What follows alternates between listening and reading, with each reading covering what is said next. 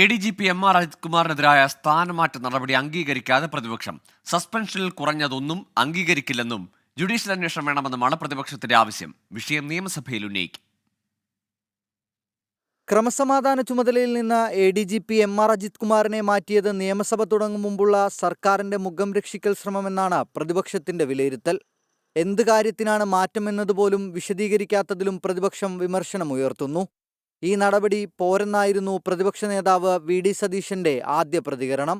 ഇപ്പോൾ അദ്ദേഹത്തിനെ മാറ്റിയിരിക്കുന്നത് RSSന്റെ ചുമതലയിൽ നിന്ന് ബറ്റാലിയൻ്റെ ചുമതലയിലേക്കാണ് ഇപ്പം മാറ്റിയിരിക്കുന്നത്. ഇതും ഒരു തരത്തിലുള്ള പ്രഹസനമാണ്. കഴിഞ്ഞ 32 ദിവസം അവിടെ തുടർന്നു. ഇനിയും വളരെ പ്രധാനപ്പെട്ട സ്ഥാനത്ത് ഇരിക്കുകയാണ്. ഈ ഉന്നയിക്കപ്പെട്ട ആരോപണത്തിൻ്റെ പുറത്താണ് മാറ്റിയതെങ്കിൽ അതിന് പ്രൊപ്പോഷണലായിട്ടുള്ള ആനുപാതികമായിട്ടുള്ള ഒരു നടപടിയല്ല ഉണ്ടായിരിക്കുന്നത്. MR അജിത് കുമാറിനെ മാറ്റിയത് നിവർത്തികേട് കൊണ്ടെന്ന് കോൺഗ്രസ് നേതാവ് രമേശ് ചെന്നിത്തല വ്യക്തമാക്കി. വിഷയം നിയമസഭയിൽ ഉന്നയിക്കുമെന്നും രമേശ് ചെന്നിത്തല 24നോട് പറഞ്ഞു. പൂരം കലക്കിയത് ഇതെല്ലാം മുഖ്യമന്ത്രിയുടെ അറിവോടെയും സമ്മതത്തോടെയും നടന്ന കാര്യങ്ങൾ തന്നെയാണ്. മുഖ്യമന്ത്രിക്ക് വേണ്ടി ഇതെല്ലാം ചെയ്തയാളിനെ നിവർത്തികേട് കൊണ്ട് തൽക്കാലം ഒന്ന് സ്ഥലം മാറ്റിയെന്നുള്ളതല്ലാതെ അദ്ദേഹത്തിനെതിരെ ഒരു നടപടി ഉണ്ടായിട്ടില്ല.